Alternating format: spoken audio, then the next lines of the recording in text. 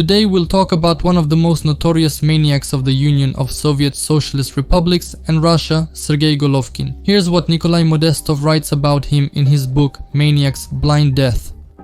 When I think about what is the most terrifying thing in this story, I remember not the dark moonless night-like darting eyes of the sadist, and not even the monstrous details of his killings, before which the crimes of Chikatilo, already infamous in criminal history, seem less bloody. I picture an ordinary galvanized tub, deep with high, even edges. It was discovered in the basement under the garage of the Odintsovo ripper Golovkin. This tub, the bottom of which was covered with a palm-thick layer of congealed brown mass, is something I will probably never forget in my life. From the materials of criminal case number 18/583-73-86. Immediately after committing lewd acts with the use of physical violence and threats, Golovkin committed an act with the minor n, an act of sodomy. Then, satisfying his perverted desires by causing the child particular suffering and torment, he tied his hands behind his back and began to torture him, saying that he would take his life. He carved an obscene word on the victim's chest with the tip of a knife, put a rope noose around the boy's neck, and threw its end over a hook under the garage ceiling. Afterwards, he helped the child onto a stool, then kicked it out from under him. After rendering the victim helpless, Golovkin took the still living boy out of the noose and, holding his head by the hair, cut his throat with a knife, letting the blood drain into a bathtub prepared in advance. At the garage entrance above the horrific cellar, I first saw Sergey Golovkin. Here's the garage that belongs to citizen Sergey Alexandrovich Golovkin. I still have many materials, interrogations and investigations for the Golovkin case, but for censorship reasons they can't be published on YouTube, so all additional materials will be left in the Telegram channel Strashnoti. The link is below the video. It was a nice October day, quiet and windless. 2 steps away from us, some boys, who probably knew the maniac's victims well, were leading 2 horses toward the Levada. From the window of the 1-story office of the stud farm nearby, a young woman was watching the people bustling in the yard with curiosity. Members of the investigative team were filming the items being taken out of the basement with a video camera. Axes, an awl and knives with oddly curved blades were laid out on the tarpaulin spread on the ground. As they later explained to me, such tools were used for butchering horses slaughtered at the stable. From the depths of the basement they pulled out ropes, belts, a box filled with folded items, surgical scissors, syringes, children's things stained with blood, sledgehammers and crowbars. Golovkin stood nearby and for some reason also couldn't take his eyes off the dark mass at the bottom of the trough. Maybe he was remembering how he tried to burn away the collected blood with a soldering lamp, phlegmatic, unshaven, and pale. After the first night spent in the Odintsovo detention center cell, he only met my gaze once and asked for a smoke. The special purpose mobile unit officer handcuffed to him didn't smoke, and I couldn't help either. I gave him a cigarette and a light. Detective Golovkin, standing nearby, took a drag, exhaled smoke, and again fixed his gaze on Corito. The criminal investigation into the series of teenage deaths was given the name Udav, boa constrictor. The maniac really did resemble a boa constrictor, lazy and indifferent until the moment his victim was completely within his power. In 1986, in the spring forest, near the village of Kuguar in the Dmitrievsky district, the body of a teenager was found. Nearby, there was a 3-liter jar with remnants of birch sap and a child's bicycle lying on the ground. From the forensic medical expert's report, ante-mortem injuries. A strangulation groove on the neck, 8 centimeters long. Band-shaped bruising on the wrists of both the right and left hands. Possible binding of the victim. Post-mortem injuries. 2 incised wounds at the base of the penis, 4 similar wounds on the scrotum, 1 injury in the groin area, a wound on the inner surface of the thigh, and abrasions on the knees and face. The search focused on the Dmitrovsky district, but the maniac's even more bloody and terrifying trail unexpectedly appeared in the Odintsovsky district. This district became the site of a multi-act bloody drama, and once again, the victim was a teenager. His decapitated body was found 800 meters from the Zvezdny pioneer camp. The head, which showed multiple abrasions and a long knife wound, was found to the side about 200 meters from the body. The maniac was wandering through the forest holding the severed head in his hand. One of the victim's friends told the detectives the following story. The escaped convict, who called himself Fisher, met two boys who were walking in the grove near the summer camp. The convict said that the police were searching for him, and then suddenly attacked the teenagers with a knife. According to the child who accidentally survived, the killing happened right before his eyes.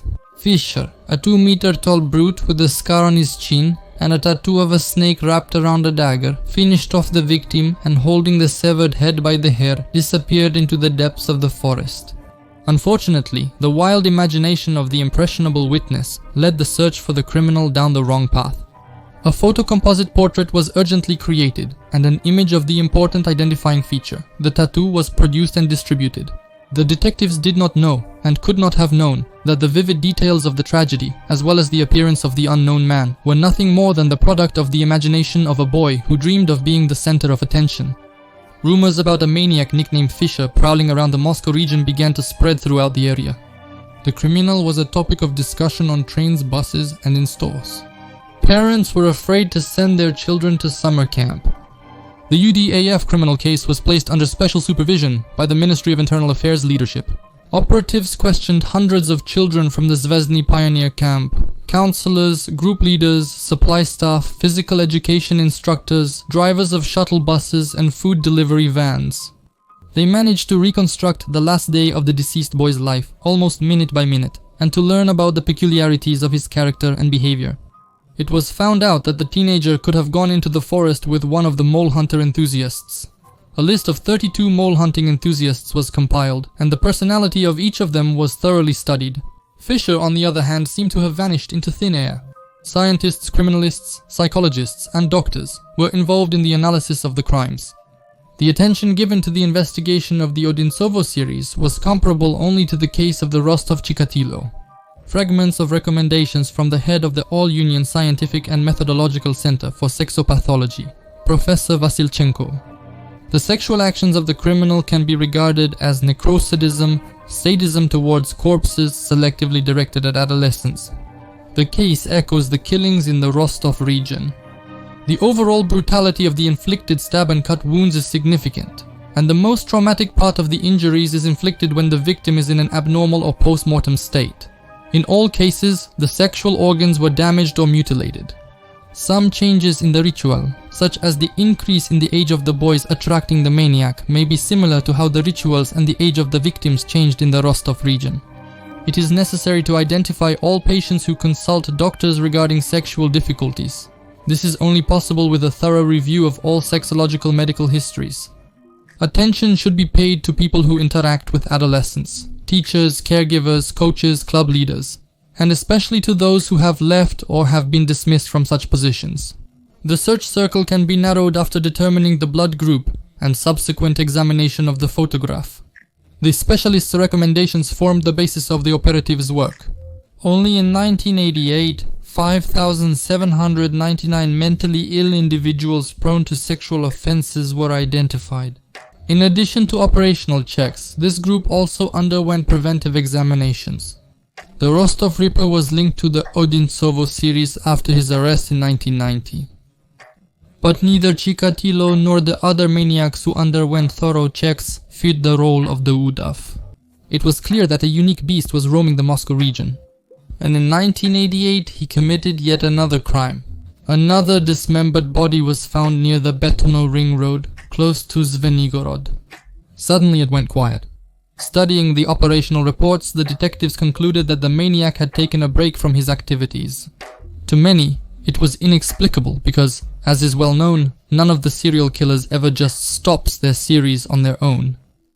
There were suggestions that the criminal had been admitted to a psychiatric hospital, changed his place of residence, or had been arrested on another charge and was now in prison. Later, an explanation for the pause was found. Golovkin was briefly distracted from hunting children because, at the end of 1988, he bought a third model Zhiguli and began preparing for the killings. Under different circumstances, he decided to create something like torture chambers for his victims. Golovkin worked as a livestock technician at the Odintsovo first horse breeding plant, was known as an excellent specialist, and was a favorite among the local boys, who called him Uncle Seryozha. He devotedly cared for the horses, and especially enjoyed working on the insemination of mares. In this work, as his colleagues said, Golovkin was simply a virtuoso. While ordinary stablemen inseminated 2 or 3 mares, Golovkin managed to service 5 or 6. Moreover, during this procedure, having inserted his hand into the horse's genital organ, he would even hum songs out of joy. Probably none of his colleagues could have guessed what this ghoul in human form was planning. Outwardly, he also did not fit the portrait of a maniac created from the scant and not always truthful testimonies of witnesses. The real Fischer, unlike the composite sketch, did not have tattoos or gold teeth, did not wear an earring, and was not 2 meters tall. He constructed a garage on the stud farm's land with a deep basement underneath, more aptly named the torture bunker. A heavy hatch opened into a narrow passage leading to a deep concrete reinforced casemate. The maniac attached steel hooks and brackets to the ceiling and walls, and on the shelves he laid out the tools he was used to using when butchering horses: knives, saws, axes. The victims who ended up in the basement never managed to tell anyone what they saw. No one ever got out of there alive. The basement, which had been turned into a real butchery, was, strangely enough, located just about 300 meters from the Uspensky District Police Station and the state dacha of Boris Yeltsin. Excerpts from the confession written by Golovkin on October 21st, 1992. In 1990, I dug out a cellar where I originally planned to set up a workshop, but then I got the idea to use the cellar for committing sexual acts and crimes. In August of 1991, while driving past the village of Uspenskoye, I saw a 10-year-old boy at the bus stop who asked me to stop and give him a ride to the settlement of Gorky. By deceptive means, I took him to my garage, where in the cellar I committed violent sexual acts with him, both orally and anally. It was as if I shut down, unable to comprehend my own behavior. I took his life, hanged him.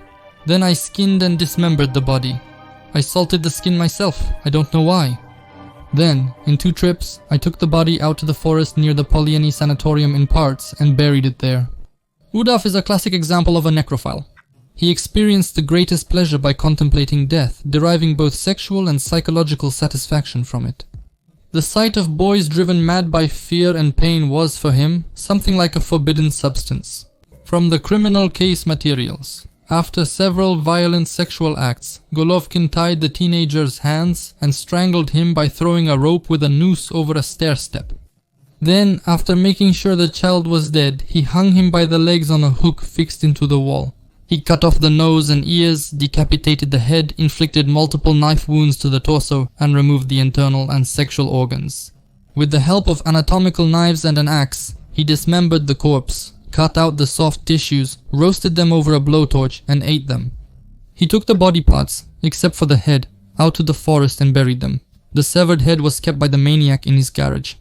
He opened the skull, burned it with a blowtorch along with the brain, separated the soft tissues, and later displayed Sergey P.'s skull to other victims as a means of intimidation. So, you studied anatomy, and you know where everything is located. So why did you do that? I don't know. I got some kind of pleasure from it. The interrogation videos, investigative experiments, and the skull are available on the Strashnoti Telegram channel. Find the link below the video. Don't forget to like this video, subscribe to the channel, and turn on notifications.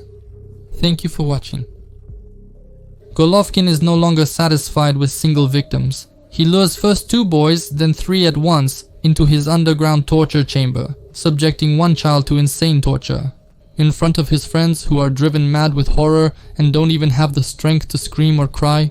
He forces the boys to kick the stool out from under their friend, who is hanging in a noose, and after waiting for the convulsions to end, he dismembers the still warm body in front of the future victims, showing them the bloody insides.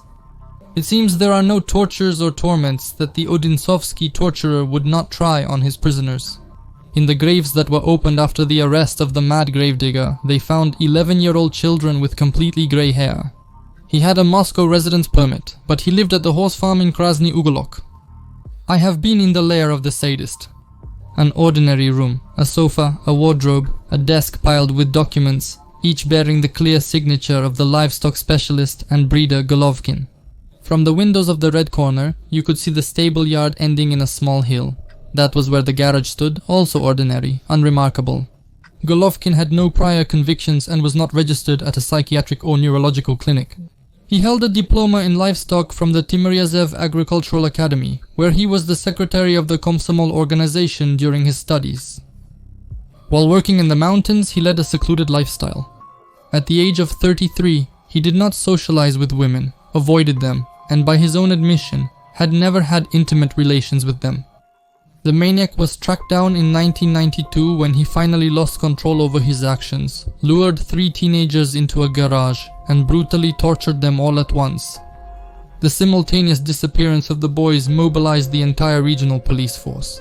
Hundreds of witnesses were questioned at the Zavoronki station, from where the boys traveled to Moscow, at the Beloruski railway station, where they usually hung around the arcade machines, in the village of Gorky, and in other populated areas. It turned out that on the eve of the disappearance, the 3 friends, together with a 4th teenager, were in the arcade at Beloruski. They managed to identify the name of the 4th child. He said that the friends were returning by commuter train, and from the station to home, they were given a ride by an acquaintance from the horse factory. The boy didn't know the driver's last name, but it wasn't hard to find the animal technician Uncle Seryoja, who owned a Jiguli. After carrying out what professionals call a set of operational and investigative actions, the detectives were convinced of the effectiveness of the search. The confidence grew that the unsociable and gloomy Golovkin was indeed the elusive Fisher. However, the ending of the story did not turn out to be smooth. The head of the investigative and operational group, the most experienced investigator of the Russian prosecutor's office, Yevgeny Bakin, apparently remembering the frequent mistakes made by his colleagues in similar situations, did not dare to authorize the arrest of the suspect. Nikolai Chekmazov, head of the Moscow region's criminal investigation department, initiated the action. His opinion, expressed at the operational meeting, could not be interpreted in any other way. We will make the arrest ourselves. General Leonid Avtyurin, chairman of Russia's Ministry of Internal Affairs, had no doubt about the decision's correctness. Operation UDAV was completed early the next morning. Of course, it's pointless now to speculate about what Golovkin would have done in the following days if the arrest had been postponed until more substantial evidence was obtained. Remember, the maniac's victim count rose with each attack. In his basement he held a real feast of death, taking the lives of 3 children at once. It is possible that, sensing surveillance and danger with animal instinct, he could have easily added a few more names to the list of victims as a farewell. Indirect confirmation of the circumstances of his arrest. Golovkin filled up a full tank of gas and set out on another hunt. Being familiar with the Odintsovo district, he carefully avoided traffic police posts and checkpoints. After being detained, he denied everything for several hours, tried to cut his veins at night in the cell, and by morning made a full confession. During the day, to confirm the suspect's testimony, he was taken to the forest, and Golovkin showed the hidden remains of the murdered children, including skull bones. He easily found the fire pit where he burnt parts of one of the boys' bodies. Sometimes he smoked, cigarette in his left hand, while his right was cuffed to a burly special-purpose mobile unit officer. However, he wasn't planning to run anywhere. He understood he wouldn't get far. Local residents, after finding out who Golovkin really was, destroyed his garage and basement and filled them with trash. The car that the maniac used to lure children was burned. I saw its frame with a collapsed and charred roof in the yard of the Uspensky police department. And now, on the tree growing next to the garage, a wreath of fresh flowers is attached in memory of the 11 unfortunate teenagers who suffered a martyr's death at the hands of the sadist. During the preliminary investigation, after the doctors at the Serbsky Institute declared him sane, Golovkin made a second attempt to take his own life in his prison cell, but he was revived. The case was brought to court. The lawyer suggested not applying the death penalty. The defense representative justified his request in his view quite logically. In everyday life and at work, Golovkin was characterized positively. He had no previous convictions and cooperated with the investigation. As for his attraction to boys and lack of interest in women, according to the defense attorney, this is not the defendant's fault, but his misfortune. The defendant was self-critical. He told the judge that he did not want to defend himself and even wished for the death penalty. The court listened to the opinion of the defendant and granted his request. On August 2nd, 1996, Golovkin was executed.